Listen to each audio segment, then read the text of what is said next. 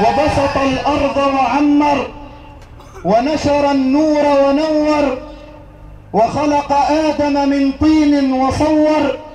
ربنا الذي شرع وأمر ونهى وزجر وصدق في الخبر، وأعطى ربنا تبارك وتعالى فكل شيء عنده بقدر. وأرسل الله الرسل فأعذر ووصى الناس فأنذر، فتم أمر ربنا وظهر ودام عز ربنا فاستوى ربنا على عرشه واستقر. فأما من فسق وكفر وأما من أدبر واستكبر فمأواه جهنم وسقر، لا تبقي ولا تذر عليها 19. وأما الذي صدق وشكر وأناب وآمن وادكر ففي جنات ونهر في مقعد صدق عند مليك مقتدر. الله ربنا الذي شرع وأمر ونهى وزجر وصدق في الخبر، وأعطى ربنا تبارك وتعالى فكل شيء عنده بقدر. وأرسل الله الرسل فأعذر ووصى الناس فأنذر، فتم أمر ربنا وظهر ودام عز ربنا فاستوى ربنا على عرشه واستقر. فأما من فسق وكفر وأما من أدبر واستكبر فمأواه جهنم وسقر، لا تبقي ولا تذر عليها 19. وأما الذي صدق وشكر وأناب وآمن وادكر ففي جنات ونهر في مقعد صدق عند مليك مقتدر. إن أصل خلقنا وأصل بعثنا وأصل نشرنا ووجودنا هو تحقيق العبودية لله وحده. وجب على كل مسلم أن يعبد الله. قال الله تبارك وتعالى: وما خلقت الجن والإنس إلا ليعبدون. فغاية خلقك ومقصود وجودك وغاية وجودك في هذا الجمع وفي هذه الدنيا هي تحقيق العبودية لله تبارك وتعالى، ومعناها أن لا معبود بحق إلا الله عز وجل، فلا ذبح إلا لله. واليوم تذبحون وتنحرون ولكن لله، لا لسيد فلان ولا لسيد فلتان. يا إخواني، هذا يناقض العقيدة السليمة الصحيحة. وجب أن تعلق هذه القلوب بالله، فلا ذبح إلا لله، ولا نذر إلا لله، ولا استعانة إلا بالله، ولا استغاثة إلا بالله، ولا توكل إلا على الله. ويجب أن نحقق مقصود وجودنا وهو تحقيق العبودية لله. قال الحق تبارك وتعالى: قل إن صلاتي ونسكي ومحياي ومماتي لله رب العالمين لا شريك له، وبذلك أمرت وأنا أول المسلمين.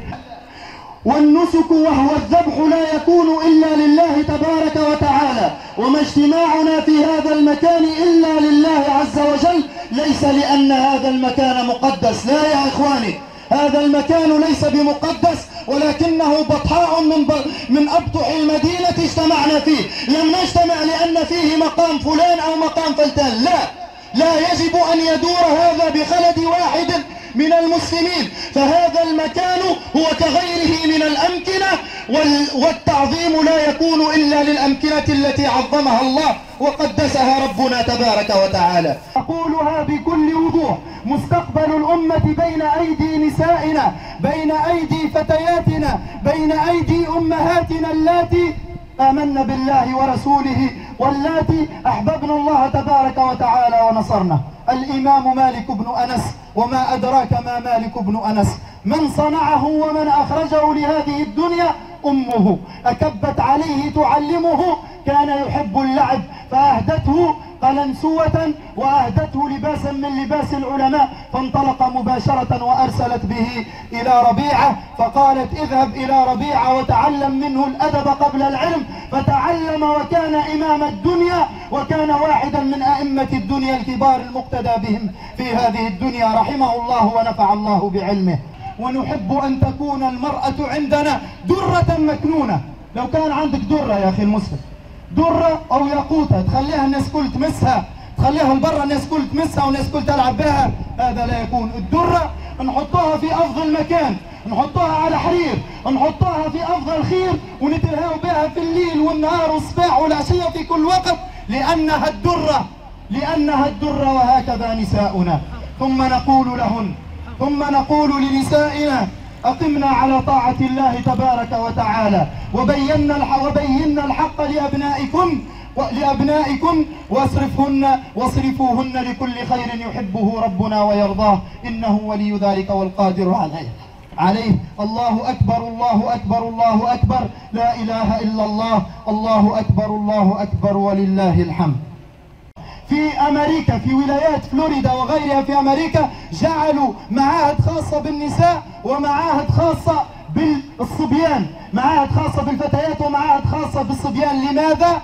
لأن رأوا بالتجربة أن مستويات المعدلات قد ارتفعت لما فرقوا بين الجنسين. هذا كنا نصنعه، فقالوا تخلف، وقالوا رجعية. فإذا جاء من أمريكا أهو تخلف أم رجعية؟ وإذا جاء من فرنسا أهو تخلف أم رجعية؟ نقول لهم بقول الله تبارك وتعالى: ولله يسجد من في السماوات والأرض طوعا وكرها، إن لم يسجدوا طوعا فسيرجعون لدين الله كرها بإذن الله، لأن أمر الله ماض ولو كره الكافرون. فأبشروا بكل خير، فإن الخير قادم بإذن الله، بهذا الجمع وبكل جمع، فإن الله تبارك وتعالى ناصرنا، وإن الله مبين الحق بإذنه. نقول لإخواننا: لا تنسوا إخوانكم الأسرى في سجون العراق. عنا وليداتنا توانسة مشاو في وقت النظام، في وقت مكان نظام صدام قايد، مشاو باش يدافعوا عن الأمة الإسلامية والأمة العربية في العراق، وهم الآن في السجون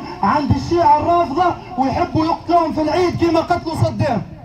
ونشكر كل من سعى في خير لأجل تجميد حكم الإعدام عليهم، كان مش يعدموهم في الأيامات هذه في العيد حتى يتقربوا بهم إلى الله في زعمهم. وليداتنا توانسة من البلاد هذه، ولله الحمد والفضل والمنة. إخواننا جزاهم الله كل خير من الدعاة والسياسيين وغيرهم، جزاهم الله كل خير، قد توسطوا حتى لا يتم هذا الأمر. فادعوا لإخوانكم بفك الأسر. قال الإمام مالك رحمه الله: تجوع المدينة ويفك الأسرى، تجوع المدينة ويفك الأسرى ويطلق الأسرى. نسأل الله بأسمائه الحسنى وصفاته العلى: اللهم يا واحد يا أحد، يا فرد ويا صمد، يا من لم يلد ولم يولد ولم يكن له كفوا أحد، اغفر لنا ذنوبنا كلها، دقها وجلها، أولها وآخرها، علانيتها وسرها. اللهم أرنا الحق حقا وارزقنا اتباعه، وأرنا الباطل باطلا وارزقنا اجتنابه. اللهم من أراد بأمة محمد صلى الله عليه وسلم كيدا أو سوءا أو شرا فاجعل كيده في نحره واجعل تدبيره تدميره. اللهم عليك بالعلمانيين ومن علمهم، اللهم عليك بالشيوعيين ومن شايعهم، اللهم عليك بالمنافقين ومن وافقهم، اللهم عليك بالمشركين ومن شاركهم. اللهم انصر دينك وأعلي رايتك، اللهم انصر دينك وأعلي رايتك. اللهم وفقنا لكل خير تحبه وترضاه. اللهم أعز الإسلام والمسلمين وأعلي كلمة الحق والدين، وانصر اللهم إخواننا المجاهدين في كل مكان وحين.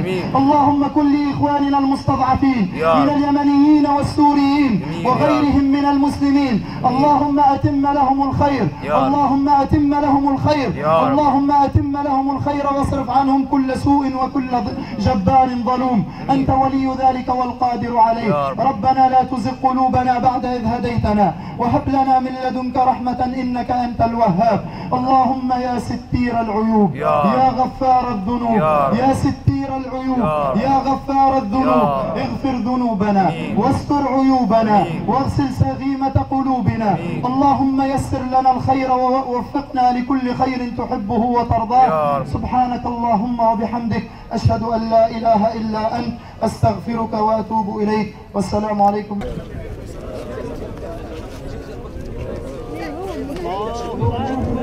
الله أكبر، الله أكبر.